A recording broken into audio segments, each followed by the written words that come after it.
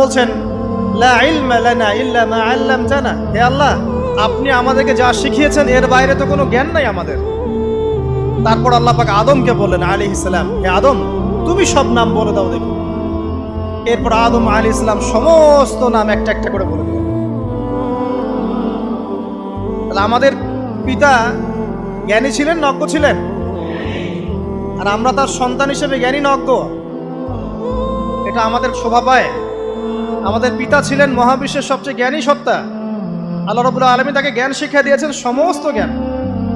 তবে তার সমস্ত জ্ঞান আর এই মহাবিশ্বের সমস্ত জ্ঞান আল্লাহর জ্ঞানের তুলনায় কতটুকু জানেন? একটা সমুদ্রের মধ্য থেকে এক ফোঁটা পানি উঠালে যেমন হয়, পুরো মহাবিশ্বের জ্ঞান আল্লাহর জ্ঞানের সামনে এতটুকু। আল্লাহ পাকের জ্ঞান এত অসীম, পুরো মহাসাগরের মধ্য থেকে এক ফোঁটা পানি তুললে, ওই যে এক ফোঁটা পানি তুললেন, এটা মহাবিশ্বের জ্ঞান, আর বাকি সমস্ত পানি এটা আল্লাহ পাকের জ্ঞান। ঠিক দুনিয়ার জীবনের এক্সাম্পলটা এমনই।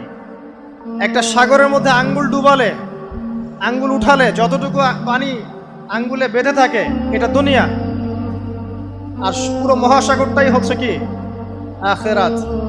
নবীজি বলছেন সাল্লাল্লাহু আলাইহি ওয়াসাল্লাম, একটা মৃত গাধাকে দেখে বলছেন, সাহাবীরা তোমরা কি কেউ এই গাধাটাকে 1 দিরহামের বিনিময়ে কিনবে? কান কাটা, মৃত, গলে আছে, এই গাধাটাকে কিনবা 1 দিরহাম দিয়ে? সাহাবীরা বলছেন মাংনা দিলেও তো কিনবো না। ইয়া রাসূলুল্লাহ, যদি ফ্রিও কেউ দেয়, বিনামূল্যে দেয়, তাও তো নিব না। তখন নবী সাল্লাল্লাহু আলাইহি ওয়াসাল্লাম বলছেন, এটাই হচ্ছে আল্লাহর কাছে দুনিয়ার এক্সাম্পল। ওই মৃত গাধা তোমাদের কাছে যতটা না ইম্পর্টেন্ট, যতটুকু মূল্য রাখে, আল্লাহর কাছে এই দুনিয়া তার চেয়েও কম মূল্য রাখে। তো এই দুনিয়াতে তো সব ফয়সালা হবে না। আমরা তো হতাশ হয়ে যাই না যে দুনিয়াতে এমন কেন, এটা কেন, ওইটা কেন। দুনিয়া এটারই জায়গা, দুনিয়া সবকিছুর কনক্লুশনের জায়গা না, সবকিছুর পরিসমাপ্তির জায়গা হচ্ছে কিয়ামতের মাঠ।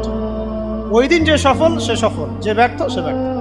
দুনিয়ার বাড়ি গাড়ি, স্ট্যাটাস, চাকরি বাকরি, ইজ্জত সম্মান, এটা সাফল্য ব্যর্থতার মানদণ্ড নয়, চূড়ান্ত মানদণ্ড নয়। চূড়ান্ত মানদণ্ড কি? ফামান যুহজিহা আনিন নার ওয়া উদখিলাল জান্নাহ ফাকাদ ফাজ। যাকে জাহান্নাম থেকে বাঁচানো হবে, জান্নাতে প্রবেশ করানো হবে, পুলসিরাত পার হতে পারবে, এই একমাত্র ব্যক্তি সফল। সাফল্যের সংজ্ঞাটা জেনে রাখবেন, তাহলে আপনি দুনিয়াতে হতাশ হবেন না ইনশাআল্লাহ তাআলা। এবার কি হলো, যখন আদম আলাইহিস সালাম সমস্ত নাম শিক্ষা দেওয়া সমস্ত নাম বলে দিলেন, এখানে নাম মানে কিন্তু খালি নাম নয়, জ্ঞান বলে দিলেন, তখন আল্লাহ রাব্বুল আলামিন ফেরেশতাদেরকে বললেন, তোমরা সবাই এখন আদমকে সিজদা করো। ওয়া ইয কুলনা লিল